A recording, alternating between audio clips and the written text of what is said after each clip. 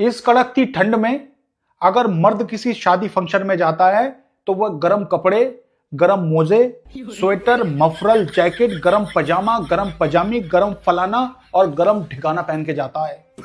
अगर मैं बात करूं औरत की तो ठंड कितनी भी पड़ जाए इसकी भैंस की आग, लेकिन भाई साहब फैशन से कंप्रोमाइज नहीं करती है।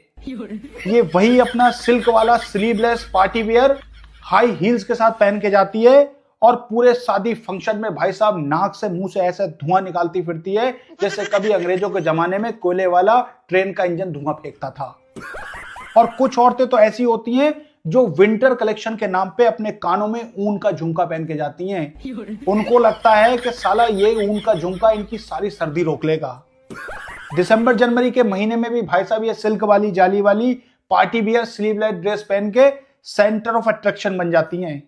वहीं अगर मर्द साला गर्म टी शर्ट पहन के भी चला जाओ इस फंक्शन में तो सेंटर ऑफ इन्फेक्शन बन जाता है। लोग कहते हैं कि साला बॉडी दिखाता फिर रहा है, हंसी का पात्र बन जाता है।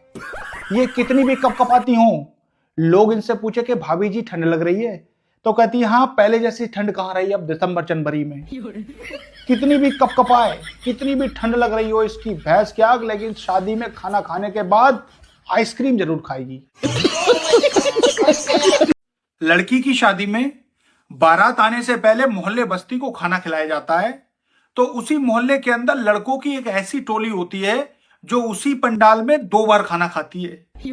एक बार ये खाना तब खाते हैं जब मोहल्ले बस्ती का खाना चल रहा होता है और एक बार खाना ये तब खाते हैं जब बारात आती है। तो बारातियों को खाना खिलाते खिलाते इसकी भैंस की आग ये कई प्लेट गाजर का हलवा, कई सारी गुलाब जामुन और रूखा पनीर लपेट देते हैं और लेग पीस तो इसकी भैंस की आग अपने वजन से ज्यादा खा जाते हैं। और ये वही लोग होते हैं कि जब इनके घर पे चिकन बनता है तो पहली चीज तो इन्हें लेग पीस नहीं मिलता है।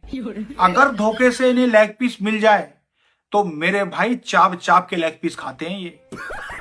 बाप लिखवा रहा है 51 रुपए का न्योता और लड़का भाई साहब 2 महफिलों में 5100 रुपए के लेग पीस पेल देता है।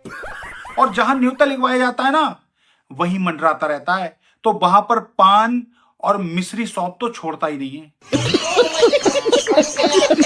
अगर किसी के घर में दादी दादा का साया नहीं है तो 30 से 35 साल का बुड्ढा हो जा रहा है, दाढ़ी के बाल सफेद करे ले रहा, लेकिन इसकी भैंस की आग शादी होने में नहीं आ रही है। वहीं अगर किसी के दादी दादा हैं, सही से दाढ़ी मोछे नहीं जम रही है, इसकी भैंस की आग इधर दादी बीमार पड़ जा रही है और अपने लड़के से कह रही है कि लला पोते का सेहरा दिखवा दे, मुझे मौत के फरिश्ते दिखाई दे रहे हैं, मैं जी नहीं पाऊंगी ज्यादा, इसका जल्दी से जल्दी तू सेहरा बनवा दे।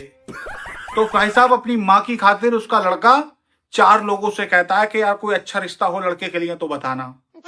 तो अगर कोई रिश्ता मिल जा रहा है और 6 महीने में शादी भी तय हो जा रही है तो बुढ़िया कुछ टाइम के बाद फिर बीमार पड़ जा रही है। फिर कह रही है कि लाला जितनी जल्दी हो उतनी जल्दी करवा दे, अब मैं ना जीऊंगी। तो फिर लड़का समधी के पास जा रहा है, कह रहा है समधी जी अम्मा की तबीयत बहुत खराब रह रही है, क्या हम 2 महीने पहले शादी कर सकते हैं?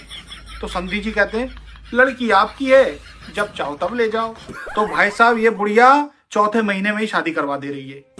और अगर भाई साहब तू भी चाह रहा है कि मेरे भी हाथ लाल पीले इसी दिसंबर जनवरी फरवरी में हो जाएं तो भाई साहब दादी को बीमार कर दे।